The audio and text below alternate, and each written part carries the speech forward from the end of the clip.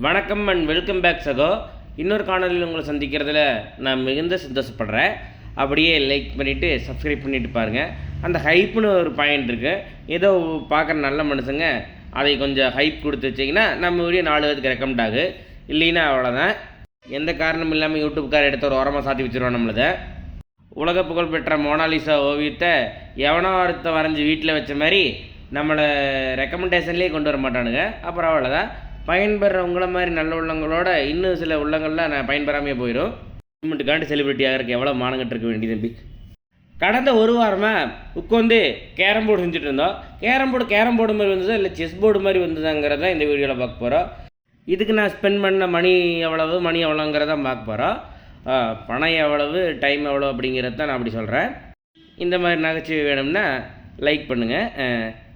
ஒரு சீரீஸ் பண்ணுறேன்னு சொல்லி சீரீஸை இறங்கி 30 நாளைக்கு மேலே கண்டென்ட்டெல்லாம் க்ரியேட் பண்ணிக்கிறோம்.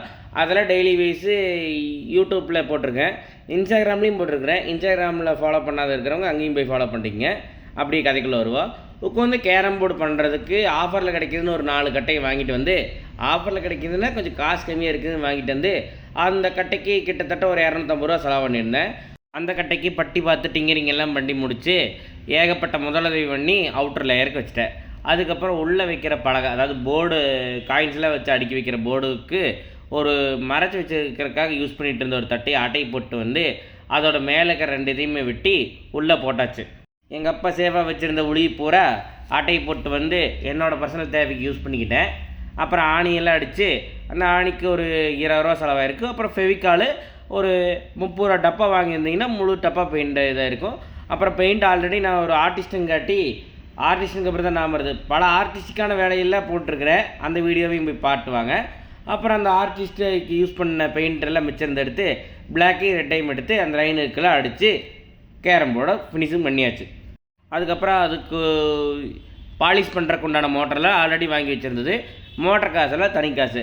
அதாவது இந்த வேலை இத்தனையெல்லாம் பண்ணி முடித்து நீங்கள் அந்த போர்டில் வந்து விளையாடுறதுக்கு கம்முன்னு கடையில் போய் நீட்டாக வாங்கிட்டு போயிடலாமான்னா வாங்கிட்டு போகலாம்.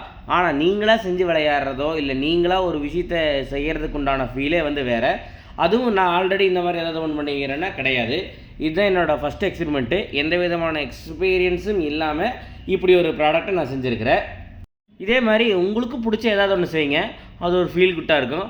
அதுவே உங்களுக்கு பிடிச்சிருந்தா திரும்ப செய்யுங்க, கன்சிஸ்டண்ட்டாக செய்யுங்க. அது உங்களுக்கு ஏதாவது ஒரு வகையில் உங்களை கொண்டு போங்கிற விட உங்களுக்கு ஒரு மன நிம்மதி கொடுக்கும். அப்படி ஒரு மன நிம்மதி தான் நேற்று அந்த போர்டை செஞ்சு முடிக்கும்போது எனக்கு. இந்த போர்டில் நான் விளையாடி ஒரு மேக்னஸ் கால்சன் மாதிரியோ இல்லை ஒரு விஸ்வநாத் ஆனந்த் மாதிரி கூட வரலாம். அப்படி இல்லைன்னா வடச்சென்னையில் வர தனுஷ் மாதிரி கூட வரலாம்.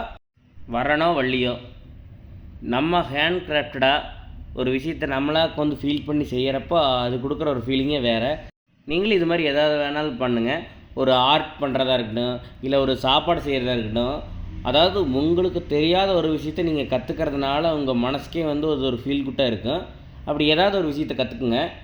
இதை கற்றுக்கிட்டு எனக்கு என்ன பயனு, இதனால் எனக்கு எதாவது ப்ராஃபிட் கிடைக்குமா இல்லை ரெவன்யூ கிடைக்குமா அப்படிங்கிற பேசிஸ்லேயே போகாமல் எனக்கு ஒரு நிம்மதி கிடைக்கணும், ஒரு ஜாலி கிடைக்கணுங்கிறதுக்காக ஏதாவது ஒரு விஷயத்தை பண்ணுங்கள்.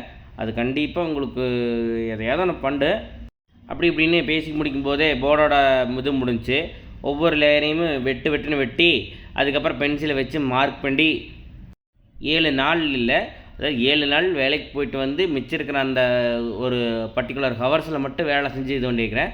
கிட்டத்தட்ட ஒரு 10 மணி நேரம் 15 மணி நேரத்துக்குள்ளேயே நான் இதை பண்ணியிருப்பேன். அதை பண்ணலாம் இதை பண்ணலான்னு உங்களுக்கு ஏதாவது ஒரு தாட்ஸ் இருந்தால் அதை கமெண்டில் போடுங்க.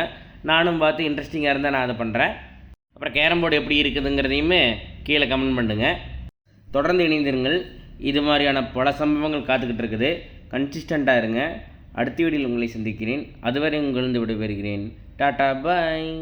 போர்டு எப்படி இருக்குங்கிறத கடைசியில் ஆட் பண்ணிக்கிறேன்.